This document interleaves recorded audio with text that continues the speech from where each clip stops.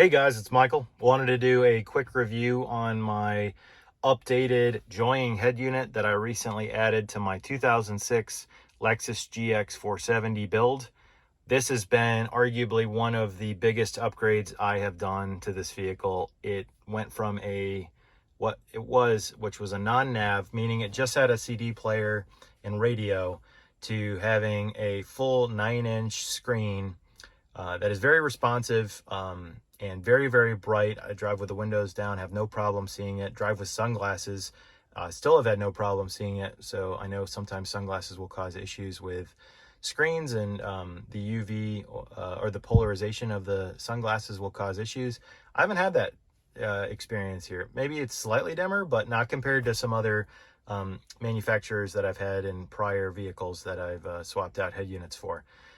This is again the joining unit for the GX470 or the Prado overseas, and as you can tell, I mean, just by the design and how flush it is, it's super sleek, very integrated, doesn't look aftermarket at all in my opinion. It looks like, as evidenced by people saying, it came from factory. So you can see there is some reflection to the screen, but it's honestly super faint. The screen's bright enough to where even if it is reflecting a little bit, you can totally see right through it. So as you can see, it has Apple CarPlay. That's honestly what I use 99% of the time.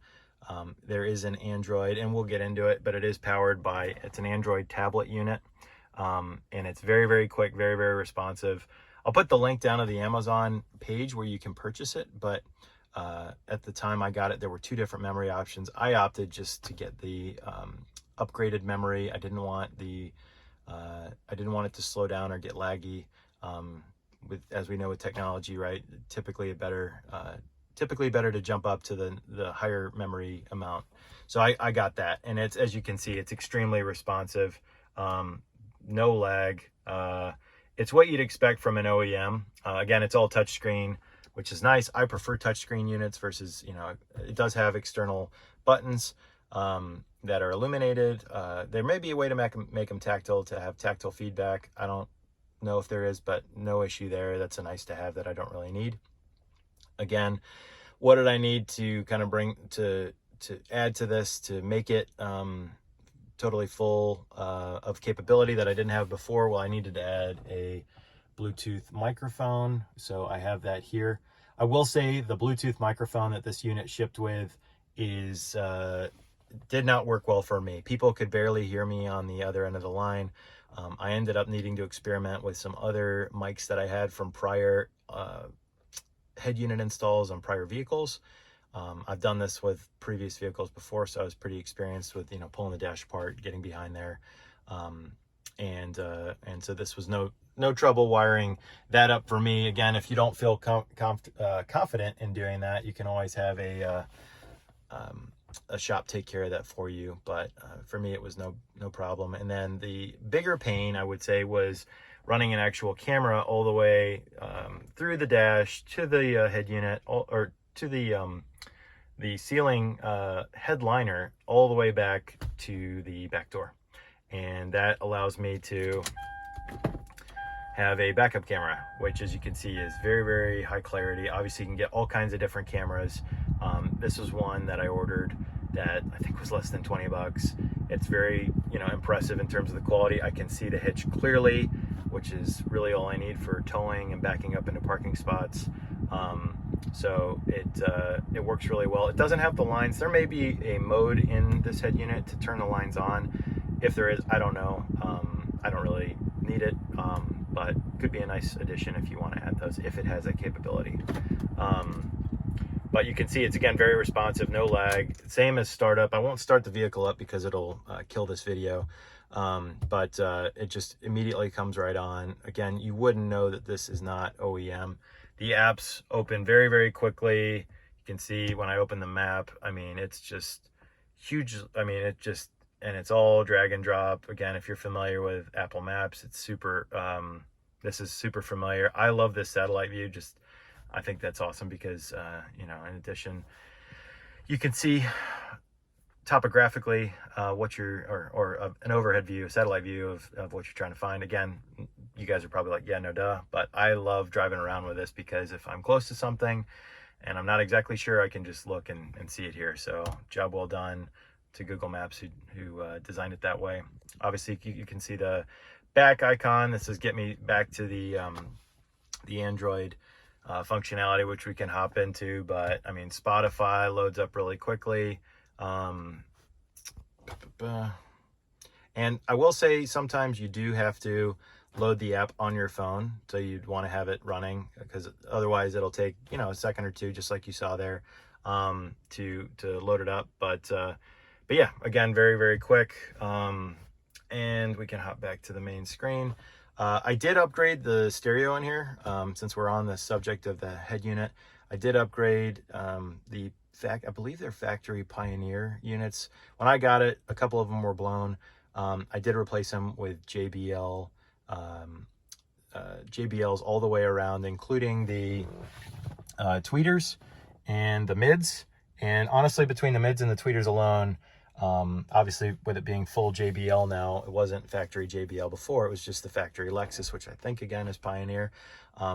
This vehicle it's so convenient to drive.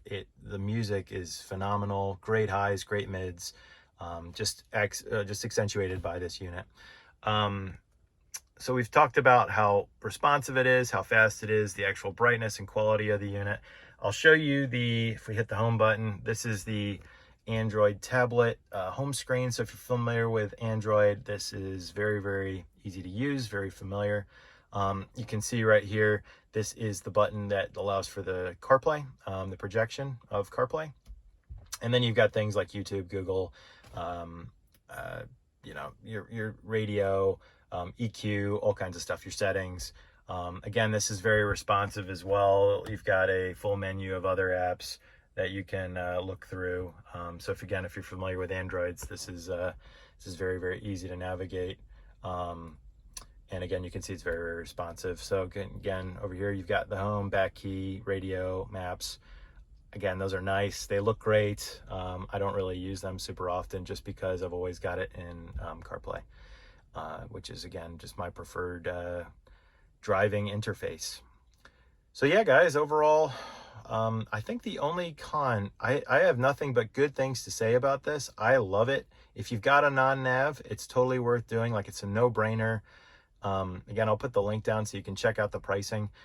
Even if you've got a nav enabled unit, I've heard of people that will buy these HVAC control units aftermarket so that they can swap this and have a non-nav setup over a Tesla style screen. Again, debate it in the comments. I'm just kind of sharing what I've read. Seems to be the consensus, but highly, highly recommend this, guys. It's a no-brainer. The only con I would say, outside of every once in a while having to potentially reset CarPlay, which I think even in OEM vehicles that now ship with CarPlay out of the factory or straight from factory, I think sometimes you'll have to you know, turn the vehicle off, on, that kind of thing. That rarely happens here. This joint unit's been great. The only negative that I would say they could improve on is the factory Bluetooth mic that ships with the unit. It is terrible. It was so terrible that I almost ended up returning this unit because people could not hear me on the other end of the line.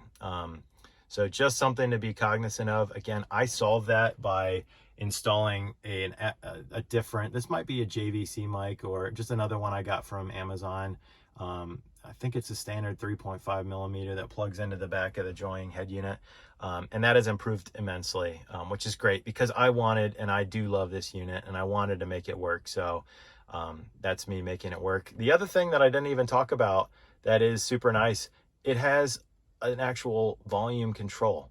So in addition to using your steering wheel controls, which do work with this unit from factory, so I guess it's already got it programmed in, it does have the good old classic volume dial, which has got a nice rubber surround, and you can mute, and it's even trimmed out with a chrome lip. So again, just super well designed. You can see how it looks in the location. So again, just overall huge upgrade in combination with some of the other upgrades I've done in this vehicle too. So yeah, guys, no brainer. I highly recommend it. Let me know if you got any comments or questions, leave them below. Don't forget to like and subscribe. And yeah, appreciate it, guys. Hopefully this was helpful.